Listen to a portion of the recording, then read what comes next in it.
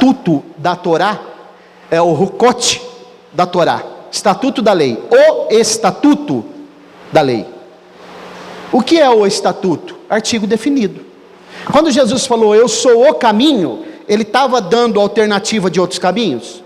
Não. A vida. Ele estava dando alternativa de outra vida? A verdade. Também não, artigo definido. O estatuto da Torá. O que significa isso aqui, dentro desse contexto que nós estamos falando? Significa que todo o resumo da Bíblia está aqui, da lei. Vida. E sabe como que eu entendo isso? Quando Jesus disse assim, vocês conhecem os mandamentos, mas agora eu vou dar um novo mandamento para vocês. Amai a Deus sobre todas as coisas, e o teu próximo, como a ti mesmo. Jesus não deu a sua vida no nosso lugar? Eu não sei se vocês notaram aqui, mas aqui tem uma coisa muito interessante. Quem era limpo aqui, que fazia o procedimento com aquele que era impuro, ficava impuro. E o que era impuro, ficava limpo. Vocês perceberam?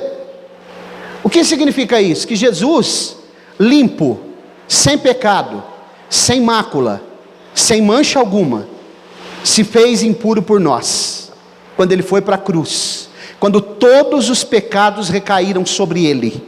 Então aqui, Jesus limpo, se tornou impuro, por nós que éramos impuros, para nós se tornar limpo. Irmãos, você não parou para pensar que coisa mais profunda, mais gloriosa, mais sensacional do que isso? Você já tinha pensado nisso? Que coisa fantástica, irmãos. Por isso que vale a pena abandonar a mentira, por isso que vale a pena abandonar as coisas lá de fora, por isso que vale a pena abandonar o engano, por isso que vale a pena abandonar os manjares que o mundo coloca diante de nós a todo momento. Vale a pena porque Jesus se fez impuro, se fez maldito, porque quem morria na cruz também era considerado maldito, para que a nossa vida se tornasse bênção. Glória a Deus. Agora, por que está o resumo aqui então? Porque, irmãos, quem dá a sua vida pelo outro, se torna impuro, para que alguém fique puro, é porque ele ama alguém, sim ou não? Por que Jesus morreu por nós, irmãos? Porque ele nos ama. Então por isso que ele resume em 2 mandamentos, que são as 2 tábuas. Lá era 10, 4 numa e 6 na outra. Ele resume em 2: amar a Deus sobre todas as coisas, e o teu próximo como a ti mesmo. Sabe o que é amar o teu próximo como a ti mesmo? Vocês sabem? Quem sabe aqui, hein? O que é amar o próximo como a eu mesmo? É empatia, é me colocar no lugar do outro, como Jesus fez. Ele não se colocou no lugar do outro? Sim ou não? 1 João 3,16 diz assim, porque ele deu a sua vida por nós, e nós também devemos dar a nossa vida pelos irmãos. Isso é amar o próximo como a nós mesmos. Amar o próximo como a nós mesmos não é passar a mão na cabeça dele quando ele está errado, é eu me colocar no lugar dele, é eu estar no lugar dele, pensar, peraí, esse cidadão está passando uma dificuldade aqui, eu vou me colocar no lugar dele para ver o que eu posso fazer agora, para eu estar no lugar dele e ajudá-lo. Jesus fez isso. Por isso que esse texto fala do amor de Deus. Essa novilha tipifica Jesus. Por isso que toda a lei de Deus está resumida aqui. Quando Jesus deu esses 2 mandamentos, ele disse assim, amar a Deus sobre todas as coisas e o teu próximo como a ti mesmo. Desses mandamentos depende toda a lei. Por isso que esse texto aqui é o resumo, é o estatuto da Torá. Irmãos, você já parou para pensar? Eu já estou indo para o fim aqui, estou terminando. Nós não podemos entrar no reino de Deus se nós não nascermos de novo. Só é possível entrar no reino de Deus, eu já dei um estudo aqui sobre nascer de novo, se nós entrarmos lá, se nós nascermos de novo. Ele deixou isso bem claro, né, em João 3,3, quando ele fala com Nicodemos. Agora eu quero que projete um versículo aqui, para nós irmos para o fim. Romanos 10,9, fazer um paralelo com João 3,3. Nós precisamos entender, irmãos, o plano da salvação. Não existe possibilidade de ninguém dizer eu sou salvo, se ele não entende o plano da salvação. Como eu posso dizer eu sou salvo, se eu não entendo o plano da salvação? Não tem como. Olha lá, Romanos, capítulo 10, versículo 9, Novo Testamento. Glória a Deus. Nós só podemos compreender e ser salvos se realmente nós conhecermos o plano da salvação. Olha o que a Bíblia diz. Porque se com a tua boca confessares a Jesus como Senhor, e em teu coração creres que Deus o ressuscitou dentre os mortos, será salvo. Como eu posso dizer que eu sou salvo, irmãos, se eu não conheço o plano da salvação? Eu tenho que conhecer o plano. Como alguém pode dizer assim, eu sou engenheiro responsável por aquela construção, eu conheço toda a construção, por dentro, por fora, tudo que foi feito ali, qualquer lugar que vocês me perguntarem, eu sei.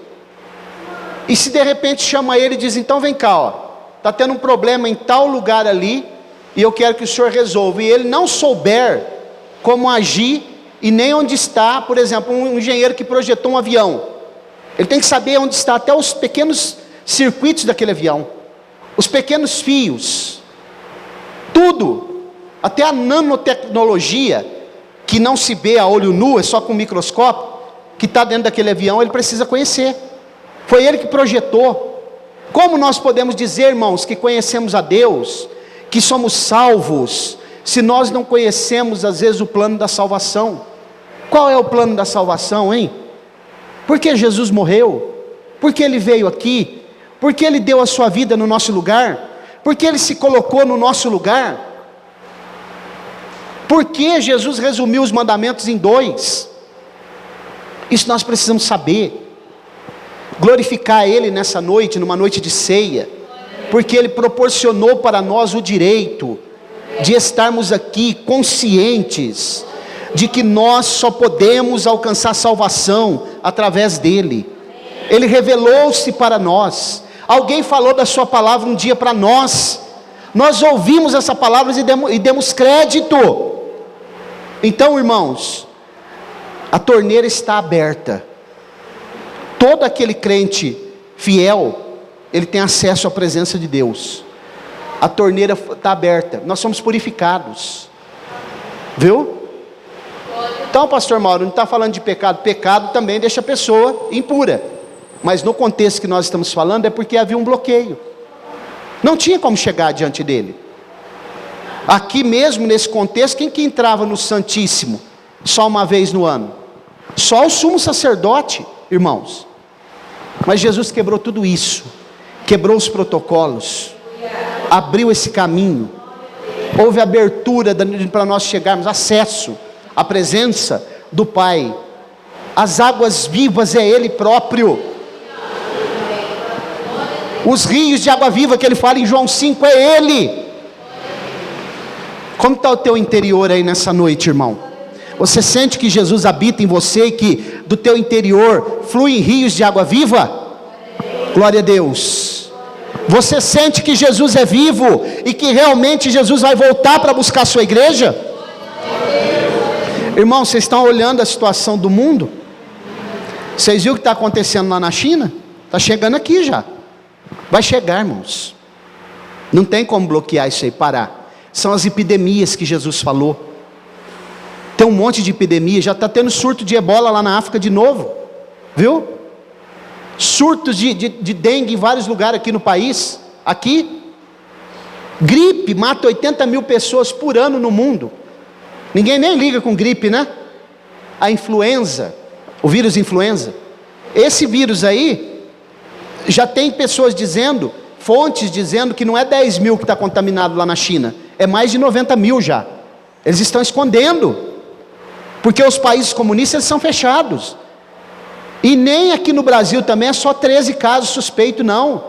É mais. Isso aí dissemina, irmãos. Antigamente, o vetor de um vírus eram os navios. Demorava. Hoje sabe quem que é o vetor? É o avião. É rápido. É assim, ó, em 24 horas uma pessoa vem da China aqui. Isso aí vai chegar aqui, já chegou nos Estados Unidos. Os homens com toda a tecnologia, a Europa, né? Os Estados Unidos da América, com toda a tecnologia, não tem vacina. Eles não conseguiram vacina nem para dengue ainda. Vocês já tomaram vacina para dengue? Até tem uma aí, mas que não é tão eficaz. Custa R$350, é particular. Você consegue tomar. Mas no SUS ainda não chegou. Já existe vacina para AIDS? Eles diziam assim, nos anos 80, quando surgiu, eles falaram, em 2 anos nós teremos a vacina. Já passou quase 40 anos. Não tem vacina. Tem coquetel e muita gente está enganado, pensando que tomando coquetel vai ficar livre da AIDS. E estão morrendo, pessoas estão morrendo, porque estão dizendo, não, na boa, não precisa preservativo, não precisa nada. Eu tomo coquetel e está tudo certo. Jesus está voltando, irmãos. Ele vai voltar. Olha os sinais no mundo. Olha as crises. Olha o que está acontecendo no mundo. Os homens com toda a tecnologia, com toda a inteligência, com todos os recursos que eles têm hoje, como não era como antigamente, mas quando dá uma epidemia que vai se transformar em pandemia, eles ficam apavorados. O câncer já é uma pandemia mundial. Viu, irmãos? Pessoas com dinheiro, como o prefeito de São Paulo, ele está gastando rios e rios de dinheiro, mas quem garante que aquele homem vai sarar? Irmãos, Jesus está vindo aí. Vamos acordar, ó. Ele deu a sua vida por nós. Essa novilha ruiva aqui é o tipo de Jesus. Coloque-se de pé para nós orarmos. Guarda essa palavra no teu coração.